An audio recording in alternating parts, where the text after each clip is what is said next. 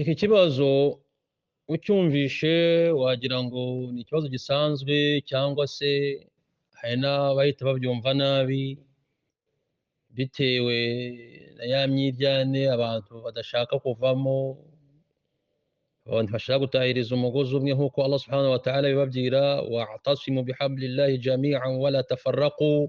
Bitewe n'izi ndwara zo gutatana abantu baba barwaye, hari igihe umuntu yibariza ikibazo nk'iki ngiki kumva umuntu ati wenda ntabwo bari kugisubiza cyangwa se ibibazo nk'ibyo ngibyo iki, bitewe n'uburwayi bwo gutatana abantu turi kuvuga bakagombye kwivura. Ariko kubaza ikibazo nk'iki ngiki no kugisubiza ni ukuri k'umuntu, kandi nta nubwo ari twebwe twaba tukibajijwe bwa mbere cyangwa se ngo tugisubize bwa mbere. Izihe nyigisho ziba zigomba gutangwa mu ijuma, Allah niwe wazivuze. Bayisilamu tumaze kugira umutihani muri iyi minsi, so umusigiti umwe ibiri, aho umuntu ajya mu ijuma agiye gusari ashaka thawabu, yabyutse yabukereye agatunganya imyenda ye myiza, ashaka ziriya thawabu z'ijuma, ashaka kumva gahunda za Allah subhanahu wa ta'ala niki, ariko yajya mu musigiti agahuriramo n'uruvuye gusenya, kuvuga umuntu araje akavuga ibintu biri aho ngaho byo gucyurirana, byo kwemezanya, nko kuregana. Kuri umuntu yarakaye ngashaka kwemeza runaka, ngashaka kubyiriramo runaka, ngashaka ngo runaka ngabyumve, abisilamu akabatakariza umwanya w'ubusa. Rimwe na rimwe na za sharti za hutuba zikagenderwa kure, umuntu ntazikurikize. Amasaha umuntu ari kujya hirya, ari kujya hino, ari kugaruka hirya, ari kujya hino. Abantu bafitanye amatiku yabo, hari ibyicaro bakagombye guhuriramo bakarangiza amatiku yabo, bakicara bagashaka ikawa n'ubunyobwa, bakicara ku meza bakaganira bari kunywa agakawa n'ubunyobwa. Ibyo amatiku yabo yakarangira yatarangira, ariko bakamenya imbibi n'imbago z'ahantu intumwa y'Imana Muhammadin sallallahu alaihi wasallam yahagararaga agira ngo yubake imani z'abayisilamu.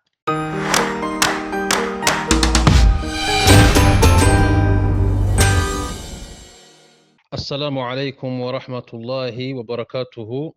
Alhamdulillahi rabbil alamin, nahmaduhu subhanahu wa ta'ala ala ma manna alayna min ni'ami الكثير التي لا تزال تترى علينا، ثم نصلي ونسلم على من لا نبي بعده محمد ابن عبد الله وعلى آله وأصحابه وسلم تسليما كثيرا.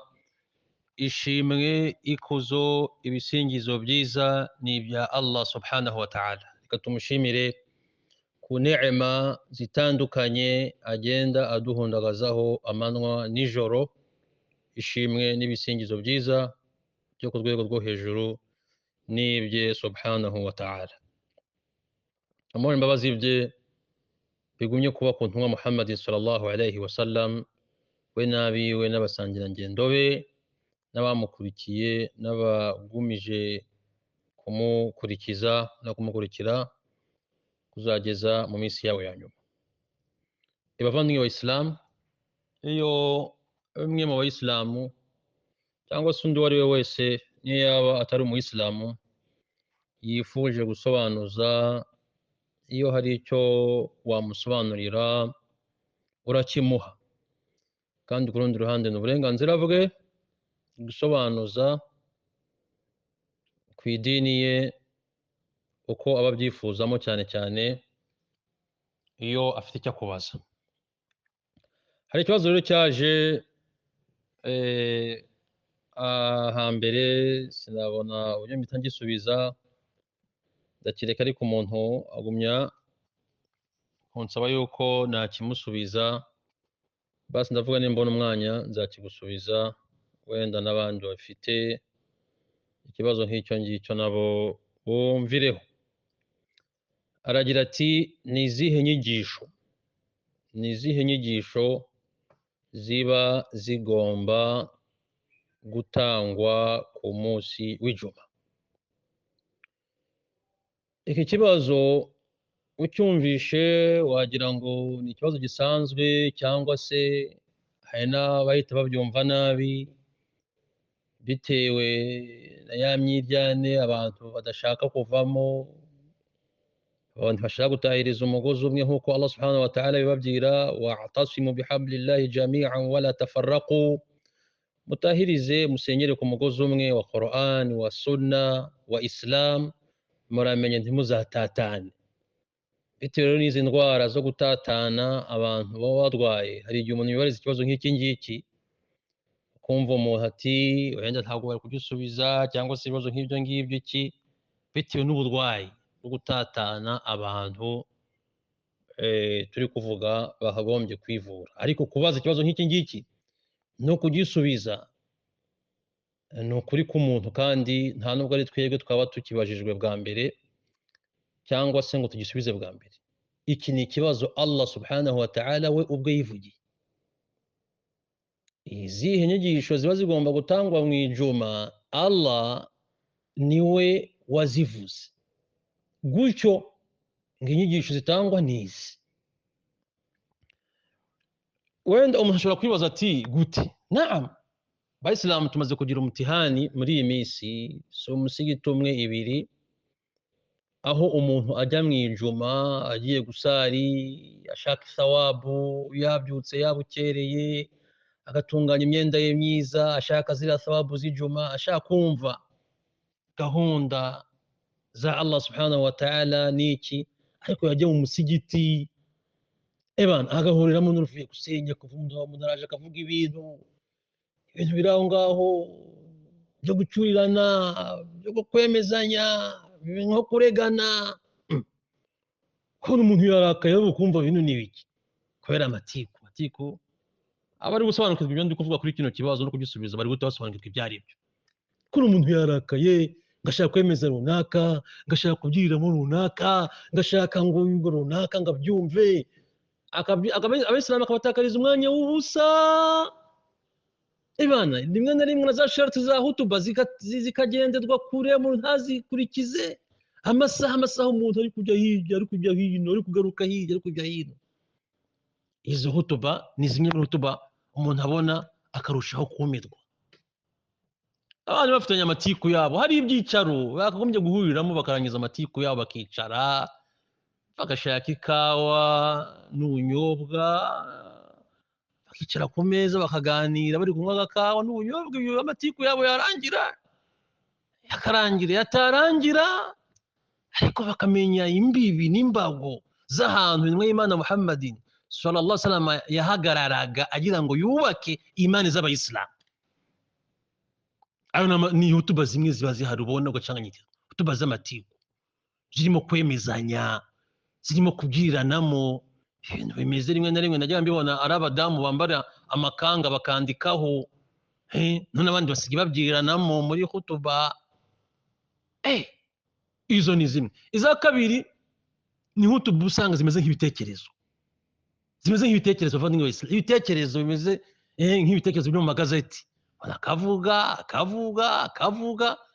nta aya, nta hadisi, nta jambo ry'umusahaba, nta inkuru iri sahihi iri mu bitabo bitegura umwemeramana kugira ngo kino kimwe agiye kuza umuha ubutumwa bugomba kumwubaka. Izo nazo zirahari, hutuba z'umuntu kuvuga imeze nk'ibitekerezo birangaho umuntu ntagire icyo avanamo, ntagire icyo yunguka, ntagire n'icyo areka. Bavandimwe b'Abasilamu rero, nyuma y'aha ngaha ibi bibazo bihari, tuba tugomba kugirana inama nk'abantu bafite izo initiative zo guhagarara imbere y'Abayisilamu ku munsi nk'uyu nguyu wa gatanu, zo kwibutsa Abayisilamu. Iki ni ikibazo Allah we ubwe yivugiye. Bavandimwe b'Abasilamu, birazwi yuko muri Quran hari chapitre, hari isura yitiriwe umunsi w'ijuma. Ubwo urumva bino bintu kubivugaho biba bidakenewe. Hari umunsi Allah yitiriye, hari umunsi w'ijuma, ni umunsi wa gatanu. Ku wa gatanu Allah iri zina ry'ijuma yaryitiriye isura muri Quran, byumvikane neza. Kandi iyi sura muri Quran aya ivuga impamvu yani umurongo uvuga iri zina ryo kuwa gatanu uza ushingiye ku nyigisho zigomba kwigishwa. Hari igihe umuntu avuga ibintu birahari tuzakumya gukomozaho ko umuntu ngo ariko ngo urabona ntabyo urabona weho buri munsi cyo tubwira abantu niba urabona nawe uzafate sirikoda nawe ibyo by'uri kubona ariko niba umuntu abajije nasobanurirwe kuno ubuntu bumenyi ndi kukubwira ntabwo ari amagambo yanjye. Isura yitiriwe uyu munsi, umurongo watumye iyi sura yitirirwa uyu munsi uri kuvuga ku nyigisho ziba zigomba kwigishwa ku munsi kuri uwo munsi. None ngo tubiceceke kugira ngo runaka atabyumva nabi, kugira ngo runaka atabigaragara nabi, oya buriya alhamdulillah ugomba gucungana nawe bitagaragara nabi imbere ye ni Allah, amwigengeseraho udakora ibibangamiye gahunda ye ya Allah subhanahu wa ta'ala akakurakarira. Ariko abandi bari umuntu araje ngo runaka ngo bari mu matiku nananenga bamwe mu bavuga n'abavuga butumwa bakagombye gukora da'wa igakwira impande n'impande, ngo naho ngo yaratubujije ngo gukwirakwiza ngo ubutumwa ngo biciye hariya no mushaka bice cyagifitiye akamaro cyabagiriye akamaro imyaka yose. Ariko ngo amatiku ngo yarunaka ngo nimara kunywa yakawa na bwa bunyobwa bamaze kuburya ngo bagahoberana ngo niko ngo uzagumya ngo gutanga ngo amawayiza ngo yagire ku bantu ngo kumvira runaka. Ubuntu ubwenge ntabwo ari ubwenge bw'umuntu utekereza uzi ejo kazinjizwa mu ikaburi ye we wenyine, agahagarikwa imbere y'Imana we wenyine, akabazwa we wenyine, nta kindi yagomba kongeraho. Rero ngiye mubo abo ngabo bagomba kwishima ngo batanababazwa, ngiye ntabwo mbora mbabamo. Alhamdulillah rabbil alamin, tubishimira Allah subhanahu wa ta'ala. Ni umuyisilamu wambajije ngomba kumusobanurira bigendanye n'ibi ngibi ndikubwira. Qala ta'ala qala rasulullah, isura gutya aya gutya kangahe gaba bivuga gutyo bigatambuka bikagenda. Mwebwe muri byo by'amadiru by'uduporomosiyo alhamdulillah nta muri nabyo. Icyo ngiye ndeba ni Allah, ntabwo ni namukoshereje, ni ar-rasul sallallahu alaihi wasallam, ntabwo nagiye kure nawe. Rimwe na rimwe ni n'umurongo wo kumbatira ubumwe bw'abantu no kubashira ku gikwiye, ntugendere kure yo iki. Ibyo ngibyo umuntu bagomba gutanga umusanzu we kugira ngo umuntu asobanukirwe idini ye ayimenye. Bavandimwe b'Abasilamu rero, Allah subhanahu wa ta'ala yaravuze isura yitiriwe ijuma, al-jumu'a ni aya ya 9. Allah yavuze ngo iki? A'udhu billahi minash shaitanir rajim, bismillahir rahmanir rahim, ya ayyuhalladhina amanu idha nudiya lis-salati min yawmil jumu'ah fas'au ila dhikrillahi wa dharul bay' dhalikum khairul lakum in kuntum ta'lamun. Aya 9 kwisura ijuma ngo yemwe abemera Imana, umva iyi aya, ya alladhina amanu idha nudiya lis-salati, nimujya muhamagarwa, hahamagawe ngo abemera Imana mwitabire isengesho ryo kuwa gatanu ryo ku munsi w'ijuma, ryo ku munsi w'ijuma rikorwa igihe kijya gusa n'igihe cya adhuhuri. Ariko ku munsi w'ijuma iyi ni swala y'ijuma ifite uburyo ikorwa butandukanye n'ubwa adhuhuri. ngo nimujya muhamagarwa kuri uwo munsi fas'au ila dhikrillah, ngo mujye mwihutira ngo ila dhikrillahi, mu kwibuka Allah subhanahu wa ta'ala, mu bibibutsa Allah subhanahu wa ta'ala. Turareba rino jambo dhikrillahi vuga hanganiye niriya khutuba, ntabwo ari amagambo yanjye ndakubwira abamenyi, ndakubwira za tafsiri, ntabwo ari amagambo yanjye ngewe ayanjye wowe ujye uyareka, ahubwo uvuze iriya tafsiri kanjye kureba nibyo koko nikuri bavuze. Ngo mwihutire kujya kumva inyigisho z'umunsi w'ijuma Allah yise ngo nibibongerera kwibuka Allah. urumva abayisilamu ntabwo ari amagambo yanjye none umuntu araje ashaka gucurirana ashaka kubyiriramo runaka ashaka kuzana ibintu by'urwango ashaka kuzana ibintu by'amafilozofi ashaka kuzana ibintu by'ubwiyemezi ashaka kuzana ibintu byo gututumbisha ibintu umuntu akagenda yishimye ameze neza yateye ipasi ye ahagaruka ariko si bino bintu tuzabigumamo kugeza igihe ki tuzagumya kuba muri bino bintu by'abantu kubyiranamo yatubwiye gutya turamubwira gutya kuko adashaka twumva tuzamwemeza tuzamwereka ibyo abantu bigize ibyo biki n'ibiki umuntu akajya aho ngaho kumva abantu batangira bagasinzira abandi bakiciraguraho abandi bakora ibiki abantu kweri ntabwo abantu limana ta'izu kuki tudafata amawayiza ngo turebe ko Allah subhanahu wa ta'ala akeneye abantu bareba kure bakareka bakigomwa bagatuza bagafatana urunana bakareka amatiku kutubaza amatiku ntabwo zemewe Sheikh Allah aravuze ngo nibahamagara ku munsi w'ijuma uzihutire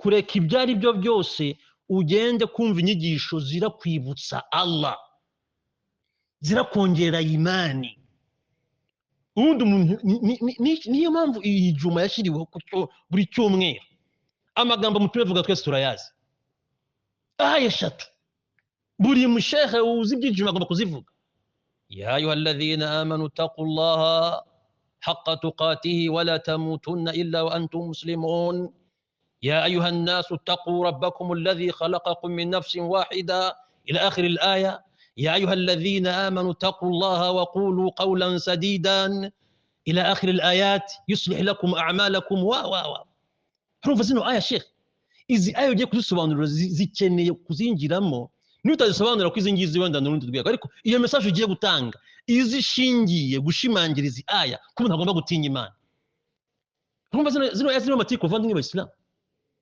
izi aya mutume ntabwo yajyaga zireka buri ku munsi w'ijoro ariko tugeze mu bihe ntabwo abantu bashaka kumva mutume bashaka kumva ngo abantu ngo runaka ngo niwe ngo wavuze oya ibi ngibi ntabwo ari byo bavandimwe b'Islam rero Allah aravuga ati mugende mwihutire kuri zikrillah izi zikrillah ivugwa ahangaha harimo ziriya nyigisho niyo mpamvu zirabanza zigutegura gukora iriya swala irasomerwa mu Qur'an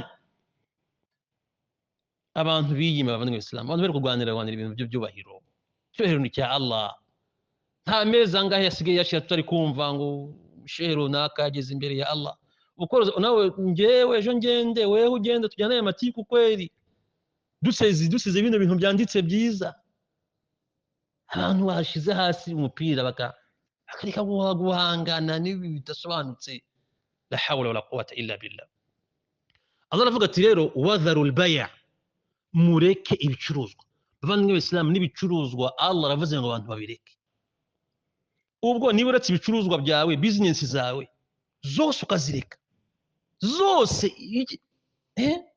babongereza niba bajya bavuga ngo any other business zose n'izindi ugomba kuzireka ukazireka nizuru guteganya Allah aravuga ati nimubireka mukitabira uriya muhamagaro mugiye kwicara hasi mukumviriza rimwe Imana ibuza n'abantu gukina rimwe Imana ibuza n'abantu gukora ku kantu kagacanga rimwe Imana iravuga ati mwicare hasi mutega amatwi watega amatwi umuntu uri kubwira ibintu bya majab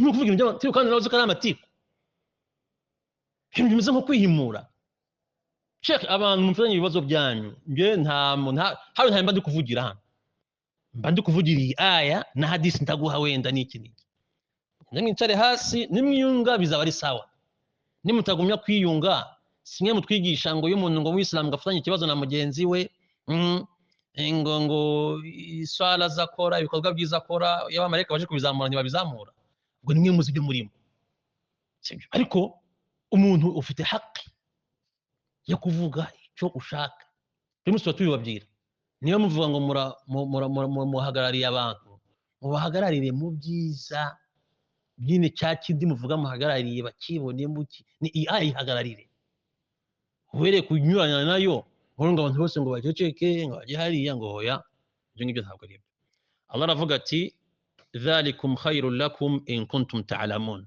nimubigenza gutya niyo khairi kuri mwebwe niba koko mubihize mubisobanukiwe ubwo rero bavandimwe b'Islam niba Allah avuze ngo abantu bareka ibintu byose bifite aho bihuriye n'ubucuruzi bitabire ziriya nyigisho, reka wenda utavuga ngo reka nguhereze imvugo y'umwe mu bamenyi ba tafsir. Qala al-imam al-Baghawi, imam al-Baghawi umwe mu bamenyi ba tafsir ufite tafsir ikomeye cyane, yaravuze ngo qawluhu, ijambo rya Allah ngo ila dhikrillahi, mwihutire kuri ila dhikrillahi, urwibutso rwa Allah, mureke ibyo murimo mwitabe ku munsi w'ijuma mujye mu misigiti mugiye ila dhikrillahi. Imam Baghawi yaravuze ngo ay ila sala, mwitabire ririya sengesho, mwitabire ririya sengesho ry'umunsi w'ijuma. Qala Sa'id ibn al-Musayyib yaqulu afdalu tabi'in, Sa'id ibn al-Musayyib iri mu batabi beza babandi ku nzego urwego rwo hejuru, yani abigishijwe n'abasahaba, yaravuze ngo fas'au ila dhikrillahi, ngo iri jambo rya Allah ngo mujye mwitabire mwihutire dhikrillahi. Sa'id ibn al-Musayyib yaravuze ngo qala huwa maw'idhatul imami, ngo dhikrillahi iri kuvugwa ngo na mawayiza ya imamu. Wallahi aya mawayiza ya imamu Allah yayise ngo n'urwibutso rwibutsa abantu Allah. Allah ntagira amatiku, Allah ntagira amatiku abada. Allah niwe wavuze ati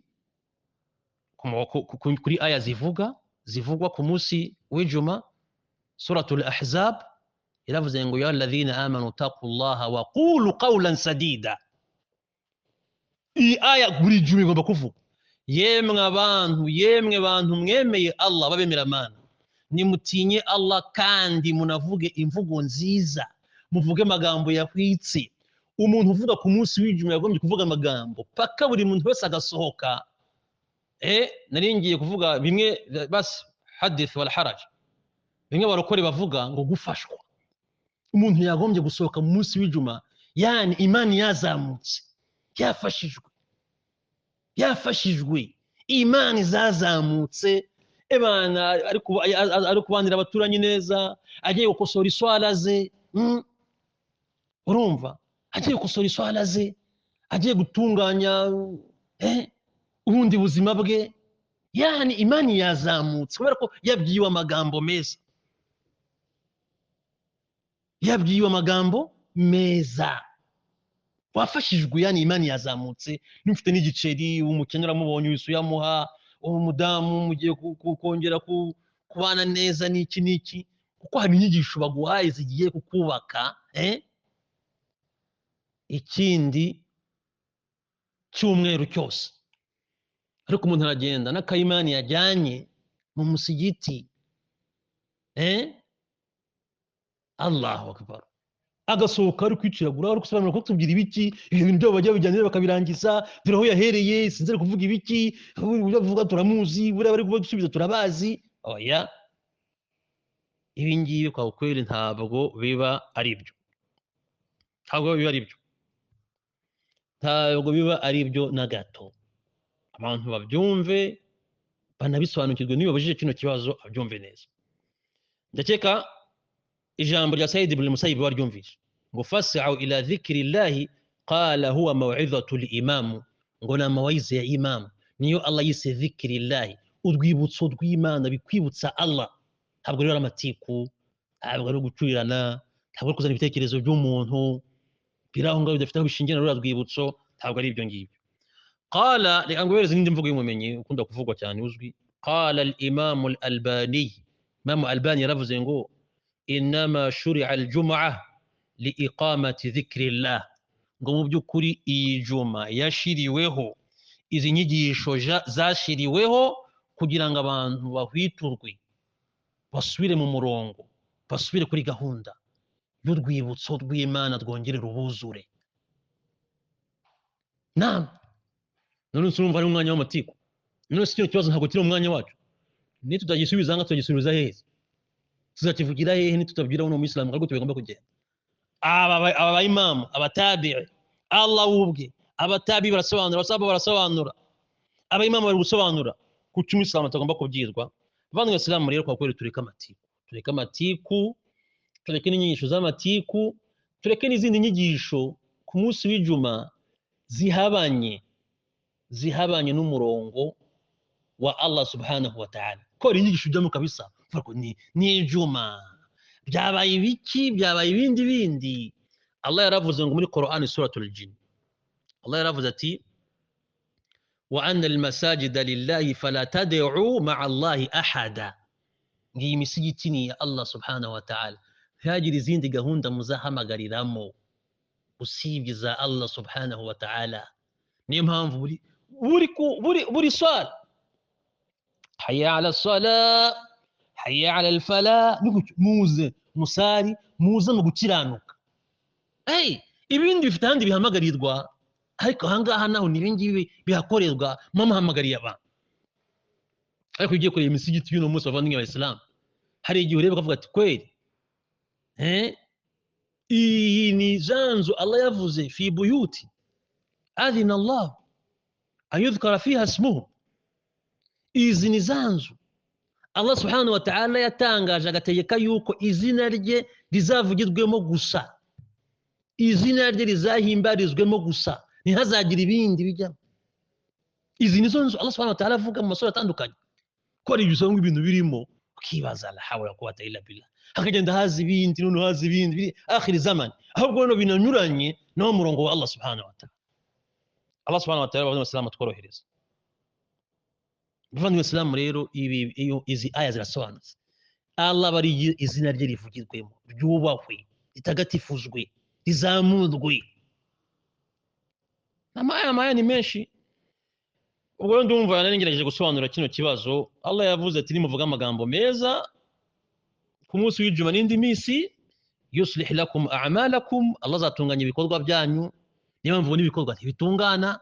Wa yaghfir lakum dhunubakum, Allah azababarira ibyaha byanyu. Dukeneye kubabarwa bavandimwe b'Abayisilamu, mbere tuvuga amagambo meza cyane cyane ku munsi w'ijuma. Tegura khutuba iteguye neza, iri ku murongo wa nyawo, igarura Abayisilamu kuri gahunda za Allah, ku murongo w'intumwa y'Imana. Abayisilamu barire kubera imani. Kera abantu bajyaga ku munsi w'ijuma abantu bakaza barize. Allahu akbar. Ikibazo cya kabiri yabajije ati hari ingero za khutuba intumwa y'Imana Muhammadin sallallahu alaihi wasallam yatanze zaba zihari. Naam, abamenyi bagaragaje yuko ingero zirahari, kandi khutuba z'intumwa y'Imana Muhammadin sallallahu alaihi wasallam ku munsi w'ijuma kenshi ngo zabaga ari amasura ya Qur'an. Agafata nk'isura Qaf, agafata isura indi yariyo yose akayisobanura sallallahu alaihi wasallam, kuko we ashagurira abantu kuri Allah, agasoma isura yose. Hari n'abajyaga bahifaza amasura kubera ko mutumye akunda kuyatangamo amawayiza kwijuma, kuko we ntabwo ibingibi byo biri qala ta'ala qala rasulullah qala ta'ala. Hari igihe mwigeze gusobanura surati Qaf kuri mimbar, uyu ni Rasul sallallahu alaihi wasallam. Bavandimwe b'Abayisilamu twigane mutume, tubyire abantu amawayiza meza. Ikibazo kindi kijya ku musozo, nagusobanura kino cya kabiri. Khutuba z'ingero zirahari, ariko akenshi na kenshi mutume ntabwo atangaga zino khutuba. Iyo yemeraga kuvuga iriya muqaddima n'iki nga kenshi yavugaga Qur'an, yasobanuraga Qur'an. Niyo mpamvu tutakunze kuzibona ngo khutuba ngo ya mbere ngo ya mutume ya kangahe yakundaga kuvuga Qur'an we sallallahu alaihi wasallam, kandi Qur'an turayifite, tunatwe turayisoma. Niyo nazo twagombye gukoresha cyane ku munsi w'ijuma, kuvuga amahaya menshi. Icya gatatu, etese umuntu aramutse yumvishe khutuba yataye umurongo yagiye wenda mu bidakwiye, umuyisilamu yakora iki? Ese biremewe guhaguruka ukajya gusarira ahandi, cyangwa wakora iki? Cyangwa se wasara ukagenda? Igisubizo cy'iki ndakizi, ariko ntabwo nkikubwiye. Wenda biriya nibitangira gukosoka nacyo tuzabivugaho inshallah. Reka Allah tworohereze. Icy'ingenzi bavandimwe b'Abayisilamu ni ukwibukiranya, kandi muri rusange ndabyira abandi nibyira ngewe ubwanjye ko tugomba guha Abayisilamu inyigisho zibagarura kuri Allah, zibongera imani ku munsi w'ijuma. Ibi ngibi ntabwo nkigusubije kino kibazo cya gatatu, ubwo naho ubutaha. Wallahu a'lam wa sallallahu ala sayyidina Muhammad sallallahu alaihi wasallam. Wassalamu alaikum warahmatullahi wabarakatuh.